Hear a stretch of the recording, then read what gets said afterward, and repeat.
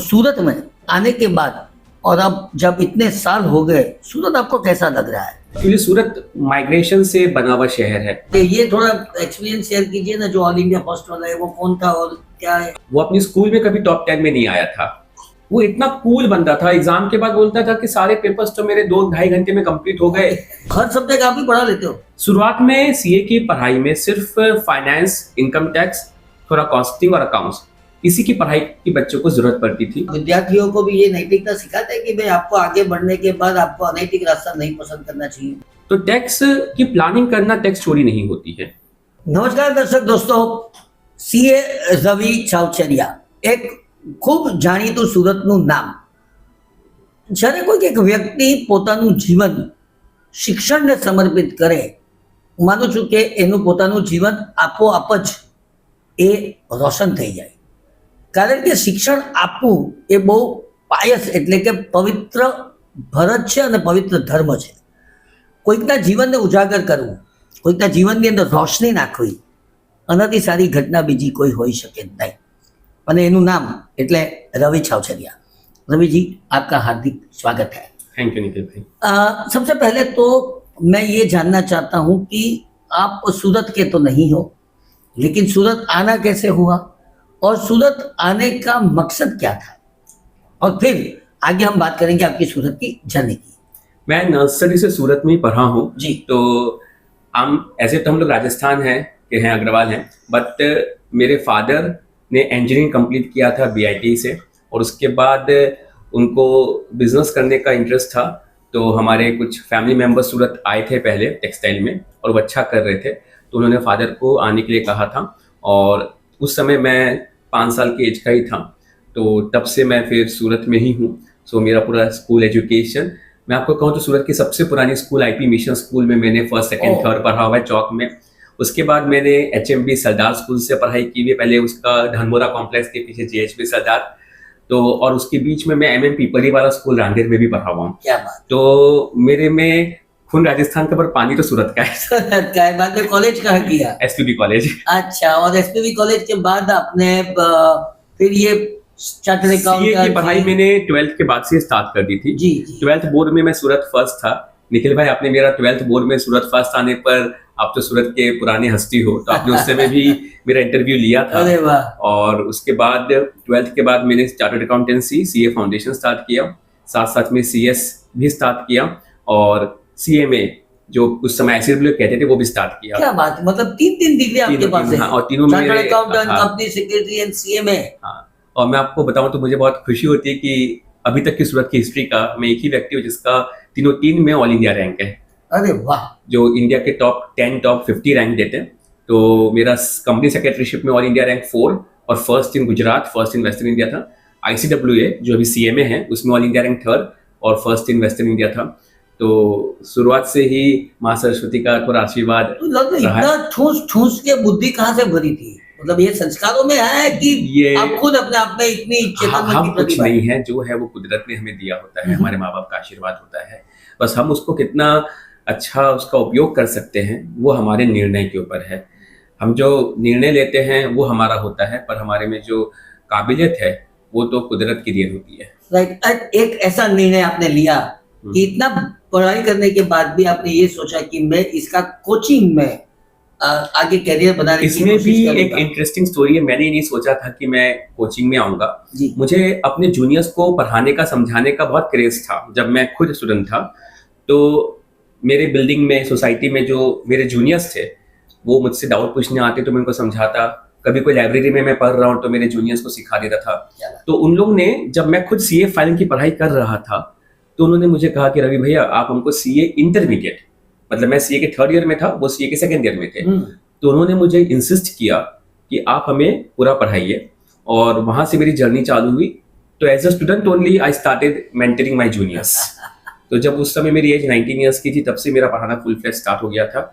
और आपको एक और इंटरेस्टिंग चीज है कि वो मेरा जो पहला बैच था जिसको CA इंटरमीडिएट मैंने पढ़ाया था, full course, full year, all subjects, तो उसी में से सूरत की हिस्ट्री का पहला all India rank 1, 3 all India rank, और सभी बच्चे पास हुए थे।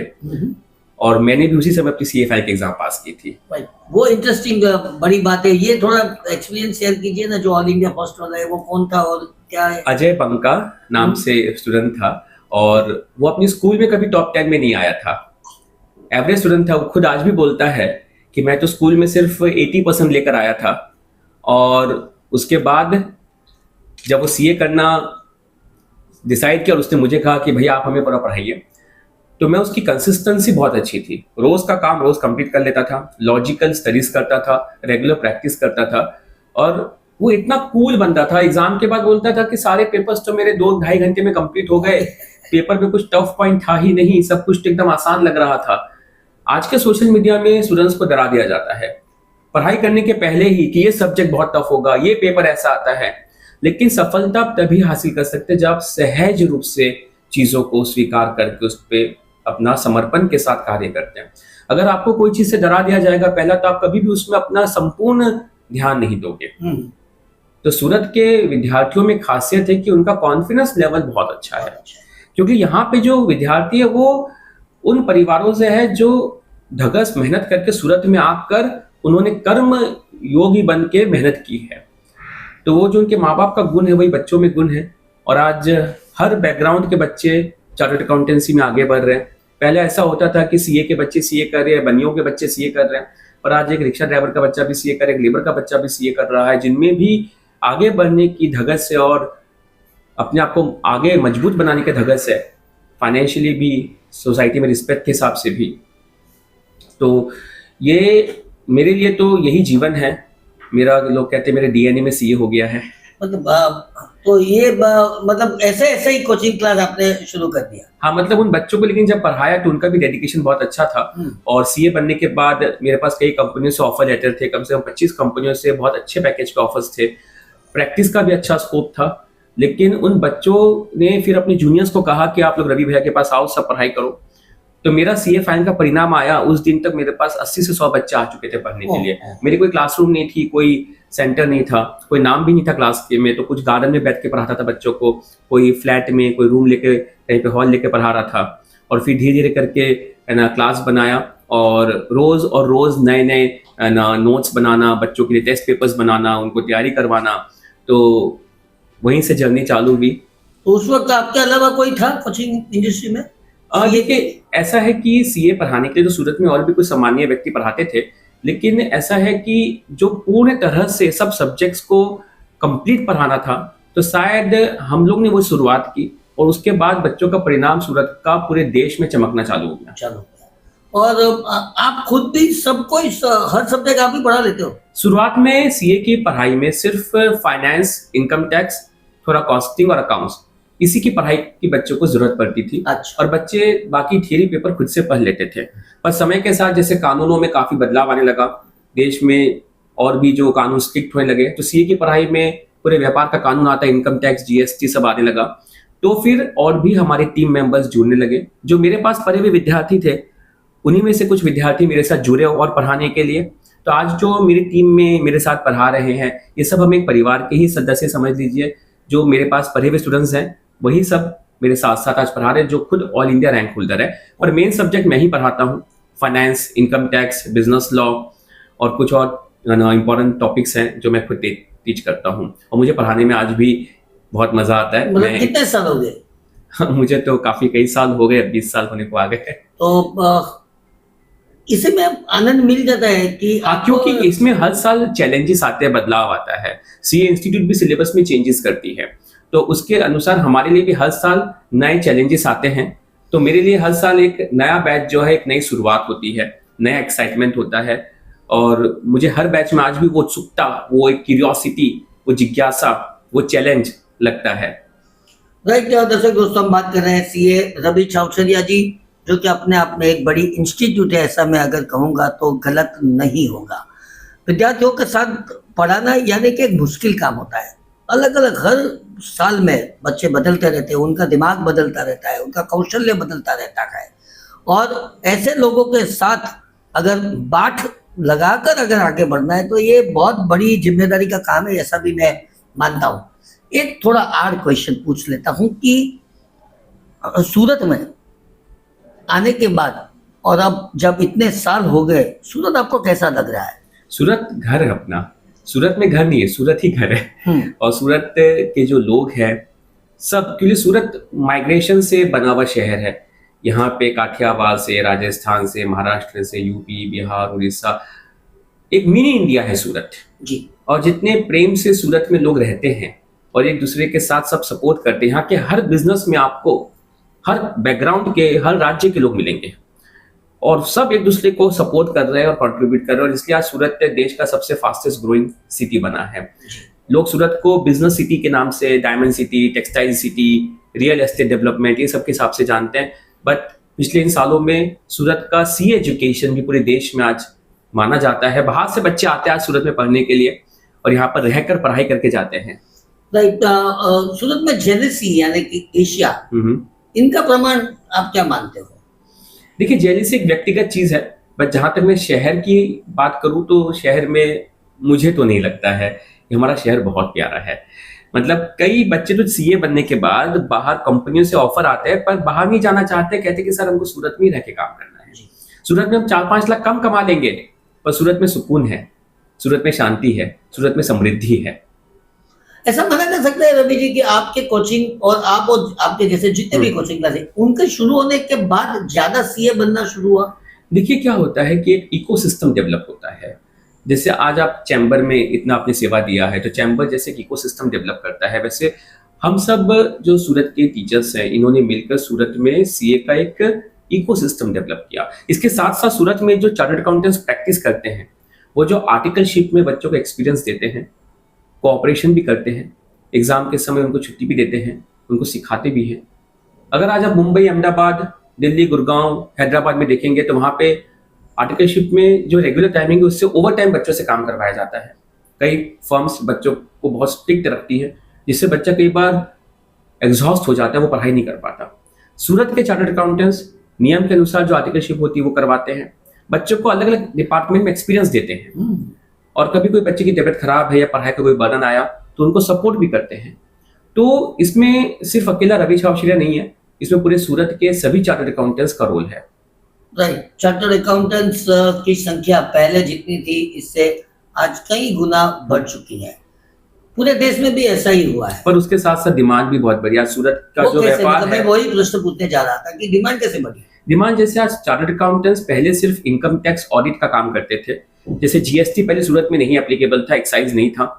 जीएसटी आने के बाद कई सारे चार्टर्ड अकाउंटेंट्स जीएसटी के काम में इन्वॉल्व हुए, उनके लिए एक बहुत बड़ा फील्ड खुला। उसके बाद आज के दिन में पिछले 4-5 साल से स्टार्टअप्स में, एआईएफ फंड में, इन्वेस्टमेंट बैंकिंग में, प्राइवेट इक्विटी में, फंड एडवाइजरी में, ये सब में चार्टर्ड अकाउंटेंट्स काम कर रहे हैं।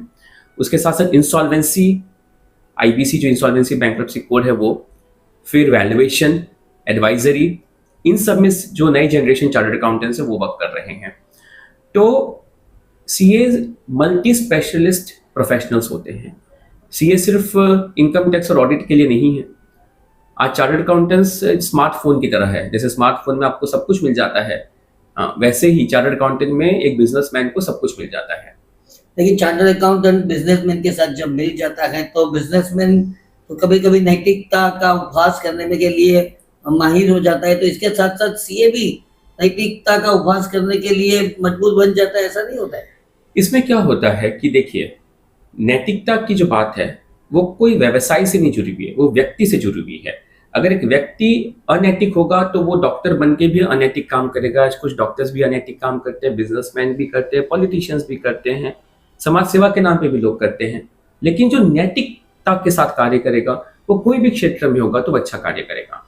तो ये उसका जो व्यक्तिगत गुण है, जो उसके परिवार से, उसके सराउंडिंग से उसने डेवलप किया होता है, वो होता है।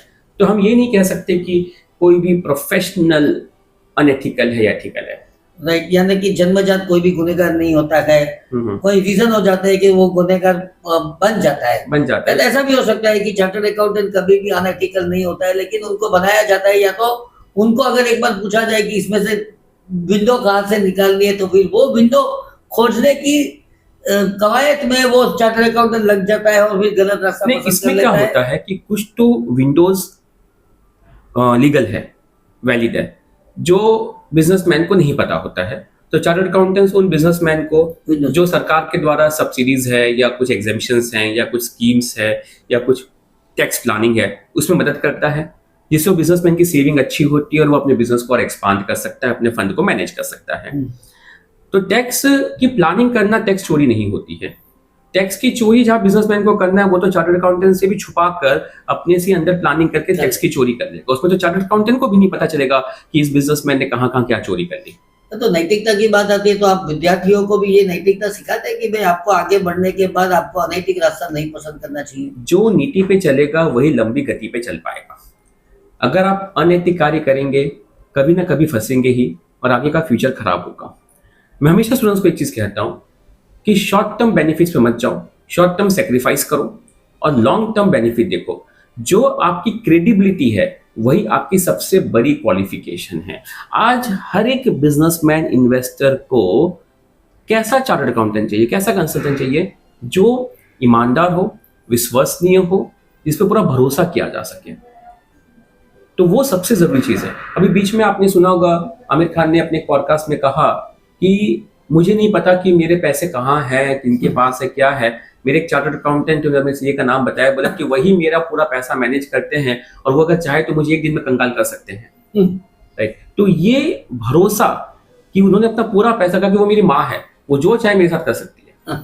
तो वो भरोसा जब चार्टर्ड अकाउंटेंट जीतता है कोई बिजनेसमैन का, तभी कोई बिजनेसमैन उसको अपना पूरा फंड, पूरा टैक्स प्लानिंग, पूरा बिजनेस का जो इन्स एंड आउट्स है वो बताएगा। कभी ऐसा होता है कि कोई सीए की वजह से कोई इंडस्ट्री ज्यादा चल गई हो, उनकी ये जो आपने बताया ना आमिर खान वाली बात, इसके ऊपर मुझे ये बात याद आई कि उन्होंने तो बता दिया कि सीए मेरी माँ है, वो तो उनका खुद का प्लानिंग करते हैं उन्हें। लेकिन आपने कोई ऐसे एग्जांपल देखे कि सीए की वजह से इंडस्ट्री को बहुत ज्यादा वेग मिल गया? बहुत फर्क पड़ता है। रिलायंस इंडस्ट्रीज में धीरू भाई अंबानी के शुरुआत के जो 5 से 6 साथी थे जिन्होंने रिलायंस को आगे बढ़ाने में बहुत बड़ा कंट्रीब्यूशन किया, उसमें एक चार्टर्ड अकाउंटेंट थे चतुर्वेदी जी।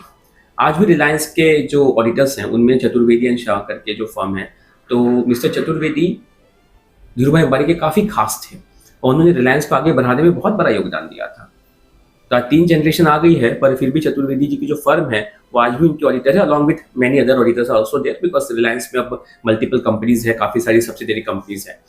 तो हर बिजनेसमैन के साथ एक चार्टर्ड अकाउंटेंट जुड़ा हुआ होता है और आज के दिन में तो एक नहीं होते, कई सीए होते हैं। एक सीए जो सिर्फ उनका जीएसटी संभाल रहा है, एक सीए जो उनका सिर्फ इनकम टैक्स और ऑडिट संभाल रहा है, एक सीए जो उनका सिर्फ इन्वेस्टमेंट संभाल रहा है, एक सीए जो उनका इंटरनल ऑडिट संभाल रहे हैं। तो ये बहुत सारी भूमिका एक कंपनी में चार्टर्ड अकाउंटेंट की बन चुकी है। अच्छा, एक मुझे बताइए, चार्टर्ड अकाउंटेंट होने के बाद ज्यादा लोग जॉब करना पसंद करते हैं या खुद अपनी प्रैक्टिस में जाना पसंद करते हैं, ये आप बताइए।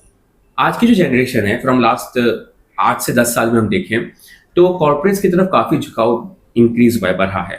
उसका कारण है कि कॉर्पोरेट्स में इनको एक अच्छा एक्सपोजर मिलता है और कॉर्पोरेट्स में पे स्केल भी इंक्रीज हुए हैं। स्टार्टिंग पैकेज भले इंक्रीज नहीं हुआ हो, पर अगर आप 2 से 3 साल डाउन द लाइन देखते हैं तो जो भी चार्टर्ड अकाउंटेंट्स अच्छा कंट्रीब्यूशन कर रहे हैं कॉर्पोरेट्स में, उनका पे स्केल बहुत अच्छा इंक्रीज होता है।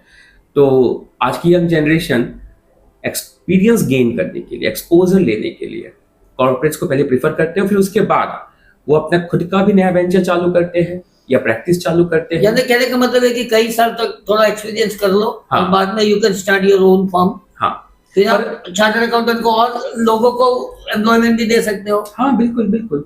आज सीएस के अंदर कितने सारे और अकाउंटेंट्स हैं, कंसल्टेंट्स हैं, वर्क कर रहे हैं। सूरत में आज मोर देन 1000 चार्टर्ड अकाउंटेंट्स की फर्म है, उनके अंदर ऑन एन एवरेज हर एक फर्म में 25 से 30 मिनिमम लोग काम कर रहे हैं। तो कहूँ तो सूरत में ही कम से कम 30,000 से ऊपर लोगों का एम्प्लॉयमेंट सीएस की फर्म के अंदर मिल जाता है। Very good. और हमने ये भी सुना है कि अभी चार्टर्ड अकाउंटेंट कोलैबोरेशन करना भी बहुत अच्छी तरह से जानते हैं। पहले कोई एक चार्टर्ड अकाउंटेंट था तो खुद अपनी ही ऑफिस चलाता था, उसमें वही ऑडिट देखता था, वही फेस करने के लिए जाता था, वही सब कुछ करता था। लेकिन अभी सभी क्षेत्र के चार्टर्ड अकाउंटेंट मिलकर अपनी एक फर्म बनाते हैं। ये आइडिया कहाँ से शुरू हुआ? देखिए, ये अगेन इकोसिस्टम वाली चीज है कि आप कोलैबोरेशन इसलिए कर रहे हैं ताकि आप आगे ग्रो कर सके। कहते हैं कि अगर आपको जल्दी आगे बढ़ना है तो अकेले दौड़ो, पर लंबी रेस का घोड़ा बनना है तो साथ में दौड़ो। तो आज सीएस एक ही फर्म के अंदर मल्टीपल, जिसको कहते हैं single window concept, multiple service दे रहे हैं, जहाँ पे जीएसटी भी है, इनकम टैक्स भी है, ऑडिट भी है, इंटरनल मैनेजमेंट ऑडिट भी है, इन्वेस्टमेंट एडवाइजरी भी है। क्योंकि आज एक बिजनेसमैन भी अपने लाइफ टाइम के दौरान मल्टीपल प्रोजेक्ट्स में इन्वेस्टमेंट कर रहे हैं। आज टेक्सटाइल वाले का रियल एस्टेट में भी इन्वेस्टमेंट है, स्टॉक मार्केट में भी इन्वेस्टमेंट है, टेक्सटाइल में भी उन्होंने अपने काम को कई वर्टिकल्स में स्प्रेड कर दिया है, फैमिली के लोग इन्वॉल्व हो जाते हैं। तो इस कारण ऑब्वियसली चार्टर्ड अकाउंटेंट्स जो सर्विस प्रोवाइड कर रहे हैं उसमें उन्हें इन सब चीज को इंक्लूड करना जरूरी है। और मान लीजिए कोई एक फर्म है जो सिर्फ जीएसटी भी वर्क कर रही है, तो वो दूसरे फर्म्स के साथ एक टाई अप रखती है कि हमारे जो क्लाइंट्स का जीएसटी कम हम देख रहे हैं, उनका इनकम टैक्स का आप देख लीजिए। कोई सिर्फ इनकम टैक्स देख रहा है तो उसमें जो लिटिगेशन अगर कभी आ रहे हैं, कोई डिस्प्यूट्स आ रहे हैं, कोई कोर्ट केस है, तो उसमें लिटिगेशन के एक्सपर्ट्स को पास ऑन करते हैं। तो सूरत में ये एक बहुत कोऑपरेटिव, एक बहुत अच्छा माहौल है कि सूरत के चार्टर्ड अकाउंटेंट्स में जबरदस्त टैलेंट है। मैं कहूँ तो इंडिया के leading chartered accountants, not in terms of only money but in terms of their technicality, Surat has. Right. दर्शक दोस्तों, हम बात कर रहे हैं सीए रवि छावचरिया जी से, जो सीए जगत की बहुत सारी ऐसी बात बता रहे हैं जो शायद हमें अब तक पता नहीं थी। तो ये आपका एक्सपीरियंस है, आपका अनुभव के जरिए नजरिया यहाँ पर दिख रहा है, और आप बहुत ही मतलब अंदर तक घुस चुके हो ये बिजनेस को समझने में, ये प्रोफेशन को समझने में, और ये पवित्र प्रोफेशन है ऐसा भी मैं मानता हूँ। देश को चलाने में चार्टर्ड अकाउंटेंट का रोल क्या होता है? जब सरकार बजट प्रस्तुत करती है तो उसके पहले सरकार institute of chartered accountants of India से इनपुट्स लेती है, फीडबैक लेती है कि हमें इनकम टैक्स और जीएसटी में क्या बदलाव करने चाहिए। इवन जो इकोनॉमिक सर्वे होता है उसमें भी चार्टर्ड अकाउंटेंट्स अपने एडवाइसेस देते हैं। क्योंकि सीए की जो पूरी पढ़ाई है इसमें कोई एक या दो सब्जेक्ट नहीं है, ये एक होलिस्टिक लर्निंग है, एक फुल सर्कल लर्निंग है। और क्योंकि हम बिजनेस और इंडस्ट्रीज के साथ बहुत क्लोजली काम करते हैं, अंदर तक काम करते हैं, और एक बिजनेस में अगर कोई एक आउटसाइडर को बिजनेस की इनसाइड की सारी इंफॉर्मेशन है तो वो एक सीए होता है। एक सीए एक ऐसा आउटसाइडर है जिसको किसी भी बिजनेस की इनसाइड की सारी इंफॉर्मेशन होती है, उसे समझ में आता है कि आज बिजनेस में कहाँ प्रॉब्लम आ रही है और कैसे ग्रो कर रहा है। और ये बात सरकार भी समझती है। तो इस कारण सरकार आईसीआई से और आईसीआई के मेंबर्स से बहुत अच्छे इनपुट्स लेती है। और आज हमारे गवर्नमेंट में भी पीयूष गोयल जी, जो minister of commerce industry, he is a chartered accountant. Piyush Goyal ji का खुद का ऑल इंडिया रैंक 2nd रहा हुआ था सीए की परीक्षा में, बहुत टैलेंटेड व्यक्ति हैं। राघव चड्ढा जी जो अभी बीजेपी में ज्वाइन हुए सरकार में, वो भी चार्टर्ड अकाउंटेंट हैं। तो जो पहले एक कहावत थी ना कि जो स्कूल में फेल हो गया, बैक बेंचर है, वही पॉलिटिशियन बनता है, पर अब पॉलिटिक्स में भी पढ़े लिखे लोगों की रिस्पेक्ट और पोजीशनिंग हो रही है। राइट। रवि जी, आपने कभी ऐसा सोचा है कि आप पॉलिटिक्स में जाओ? नहीं, क्योंकि मेरा पर्सनल नेचर वैसा नहीं है कि मैं शायद पॉलिटिक्स को समझ पाऊं या उसमें जा पाऊं। नहीं, लेकिन देश की परिस्थितियों को अच्छी तरह से पहचानते हो। बिल्कुल, देश के हर नागरिक को देश की परिस्थिति समझनी चाहिए, और उसमें वो सिर्फ अपने घर की परिस्थिति नहीं है। आज देश में कहाँ क्या तकलीफ हो रही है, कहाँ हालत खराब है, कहाँ हालत सही है, वो समझना और उसके ऊपर एक मंथन करना देश के हर एक नागरिक का कर्तव्य है। और जब स्कूलों में हम लोग को पढ़ाया जाता है, कॉलेज में पढ़ाया जाता है, तो मैं मानता हूँ स्कूल और कॉलेज में जो सामाजिक शिक्षण, सिविल एजुकेशन होता है, सिविक सेंस, उसके ऊपर, सिविल एजुकेशन के ऊपर और भार दिया जाना चाहिए। हर एक नागरिक को कॉर्पोरेटर से लेकर एमपी एमएलए तक का जो पूरा स्ट्रक्चर है, जो हमारा फेडरल स्ट्रक्चर है, वो समझ में आना चाहिए। कहाँ किसका क्या रोल है वो समझ में आना चाहिए। हमें स्कूल में, मैं मानता हूँ कि हमें फिजिक्स केमिस्ट्री इतनी डिटेल में सिखाया जाता है, बस शायद हमको बैंकिंग सिस्टम, इंश्योरेंस सिस्टम और अपना हिसाब किताब और देश का अर्थतंत्र का जो एक बेसिक नॉलेज होना चाहिए वो कहीं छूट जाता है। हम बिल्कुल आपके साथ इतना अंदर बातें में घूम जाते हैं कि हम कहीं कहाँ के कहाँ पहुंच गए वो भी समझ में नहीं आता है। चार्टर्ड अकाउंटेंट तो आप है ही, सिर्फ कोचिंग क्लास कर रहे थे, इसका मतलब ये नहीं कि आपको चार्टर्ड अकाउंटेंट का बेसिक नॉलेज नहीं है। तो जीएसटी जब से अस्तित्व में आया है तब से लेकर आज तक बहुत चेंजेस हमने देखे हैं। कहीं पे पता नहीं जीएसटी सेट नहीं हो रहा है, या जीएसटी की इनकम बढ़ती जा रही है, इसके लिए देश की इनकम भी बढ़ती है, ऐसा भी हम मान सकते हैं। लेकिन जीएसटी जब अस्तित्व में आया तब क्या गलती रह गई थी जिसको सुधारने की आज भी जरूरत है? किसी और के जूते को अगर हम पहनेंगे तो हमारे पैर में सेट होना जरूरी नहीं है। जीएसटी सिस्टम कई देशों से उठा के लाया गया था। तो जो सरकार ने पहले सोचा था कि बहुत सिंप्लीफाइड टैक्स सिस्टम होगा, तो भारत में आप जितना टैक्स को सिंप्लीफाई करने जाएंगे उतना ही वो कॉम्प्लेक्स हो जाएगा। क्योंकि भारत की जो पूरी व्यवस्था है वो इतनी डाइवर्सिफाइड है कि आप यहाँ पर एक ब्लैंकेट टैक्स सिस्टम नहीं लगा सकते, आपको हर एक वर्ग को संभालना समझना जरूरी होता है। तो हम सरकार ने जो सोचा था कि जीएसटी बहुत सिंपल रखेंगे वो पॉसिबल नहीं हुआ। लेकिन हाँ, जीएसटी के कई फायदे भी हुए। जीएसटी के कारण जो हमारा अर्थतंत्र है जो वाइट में कम था और बहुत ज़्यादा टैक्स की चोरी होती थी वो बहुत कम हो गई। बहुत सारे ट्रांजेक्शन मतलब कहूँ तो आज बहुत इम्प्रूवमेंट है, बहुत इम्प्रूवमेंट हुआ है और ट्रांजेक्शन्स ऑन रिकॉर्ड काफ़ी अच्छे आ गए हैं, जिससे फंड का पूरा फ्लो पता चलता है। बैंकिंग सिस्टम उससे स्ट्रांग हुई, बैंकों में पैसा आना चालू हुआ। जीएसटी से सरकार का भी राजस्व बढ़ा, काफ़ी बहुत बड़ा कलेक्शन सरकार के पास आया। बस अब सरकार उसको कितना पॉजिटिवली यूज़ करती है, वो पैसा वेस्ट ना हो वो सरकार की जिम्मेवारी है। और वो सरकार अकेले नहीं कर सकती, अब जो कॉन्ट्रैक्टर्स होते हैं जिसको आपने हाईवे बनाने दिया है वो उन पैसों का सही यूज़ करे। आज जो आपने ब्रिजेस बनाने दिया उनका पैसों का सही यूज़ हो। जो देश में डिफेंस सिस्टम बन रहा है वो और स्ट्रांग हो। तो देश का पैसा देश में अगर प्रॉपरली यूज होता है तो किसी भी नागरिक को टैक्स देने में तकलीफ नहीं है। राइट, एक अंतिम सवाल के साथ आज का ये एपिसोड यहाँ पर हम अल्प विराम देंगे। देश की आर्थिक प्रगति को लेकर आपका क्या बयान है? Are we happy in the real sense और नॉट? देश जो दिशा में जा रहा है वो सही दिशा है कि नहीं? देश में बहुत पोटेंशियल है, दुनिया की सबसे बड़ी आबादी वाला देश है, बट अफसोस है कि इस आबादी का बहुत बड़ा हिस्सा आज भी अनस्किल्ड है, एजुकेशन में आगे नहीं बढ़ रहा है और अवेयरनेस में, जागरूकता में बहुत कमी है। आज बहुत बड़ा हिस्सा हम लोग का सिर्फ सोशल मीडिया पे और ऑनलाइन कुछ भी देखकर अपने निर्णय ले लेता है। तो मुझे लगता है कि हमारे देश में बहुत संभावनाएं हैं और उसमें हम सिर्फ सरकार के भरोसे से नहीं बैठ सकते। देश के हर एक नागरिक को मजबूत होना, जागरूक होना ज़रूरी है, क्योंकि सबसे बड़ा जो संसाधन है, रिसोर्स है देश का, वो ह्यूमन रिसोर्स है। चाइना ने, जापान ने, जर्मनी ने, यूएस ने, सब ने अपने ह्यूमन रिसोर्स को बहुत डेवलप किया। तो जब तक देश का मानव संसाधन, ह्यूमन रिसोर्स टैलेंटेड नहीं होगा, स्किल्ड और एजुकेटेड नहीं होगा, अवेयर नहीं होगा, तब तक इस देश में जो पोटेंशियल है वो आगे नहीं आ पाएगा। मुझे अभी भी लगता है कि हमारा देश जिस प्रगति से आगे बढ़ सकता था वो कहीं बहुत पीछे है, हालत बहुत खराब है। तो दर्शक दोस्तों, सीए रवि छावचरिया के साथ का ये पहला एपिसोड जबरदस्त, उनकी विचारधारा, सातत्यपूर्ण विचारधारा के साथ हम आगे बढ़ रहे हैं। कहीं और एपिसोड में और बातों के साथ वापस मिलते रहेंगे। तब तक के लिए आपके दोस्त निखिल मद्रासी को आगे लीजिए।